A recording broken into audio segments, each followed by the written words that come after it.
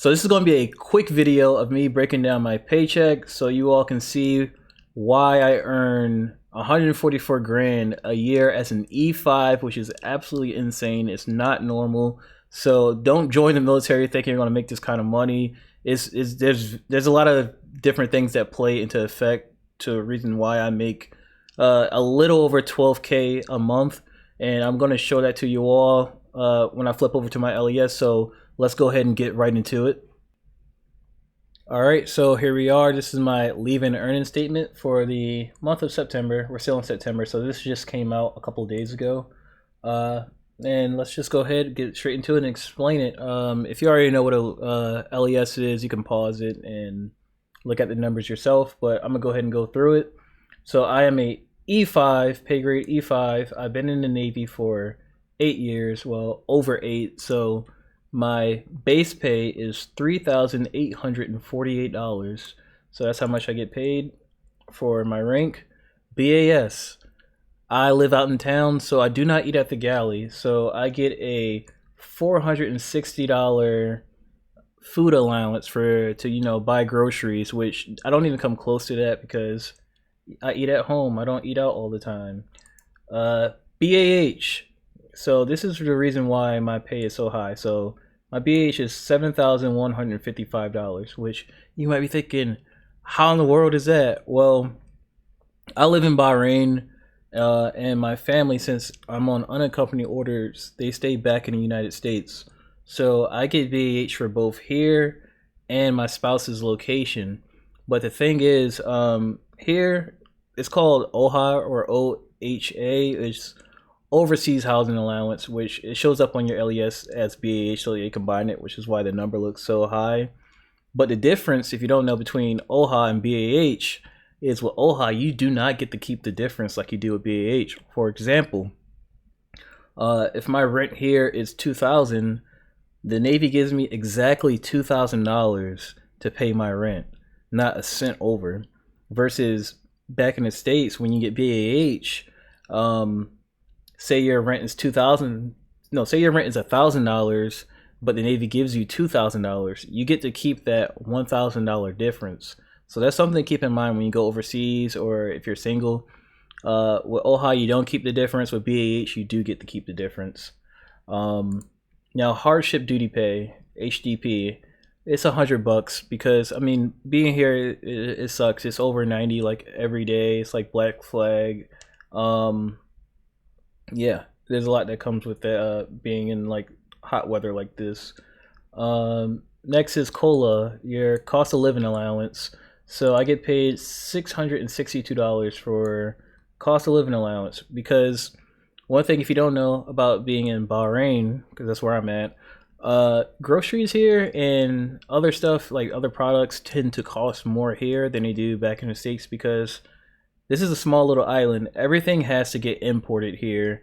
So like for me, for example, I like to drink almond milk, and not even a full gallon. The half gallon of almond milk here is like $12, which back in the United States, I think it's like $4 or $5.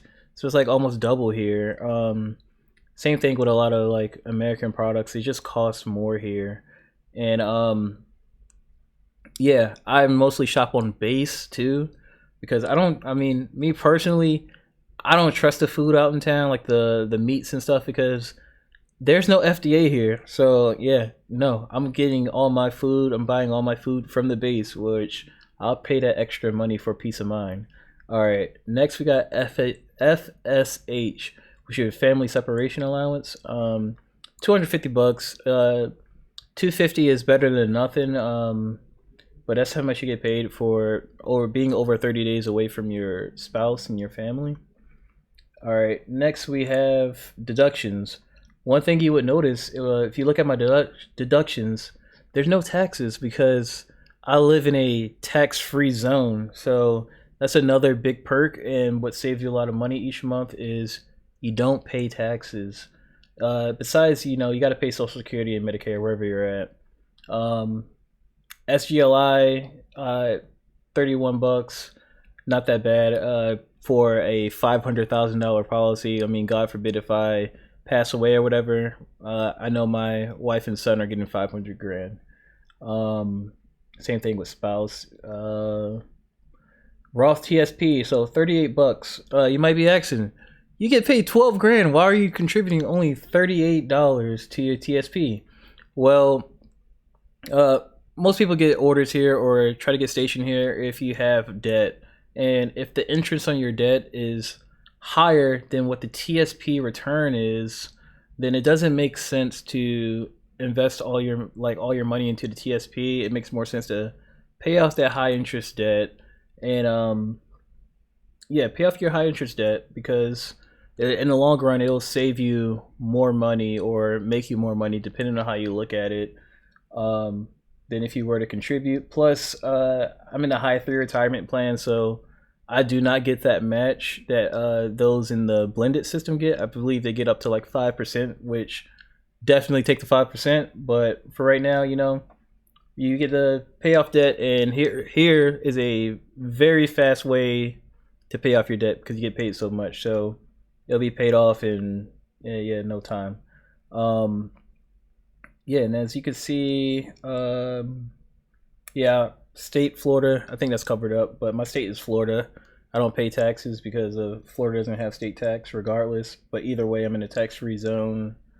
And I believe that's everything. That's the full breakdown of my pay. Like I said, you can pause and check it out, but this is my first video. I plan to make some more videos about Bahrain and what it's like being stationed here, so stay tuned for that.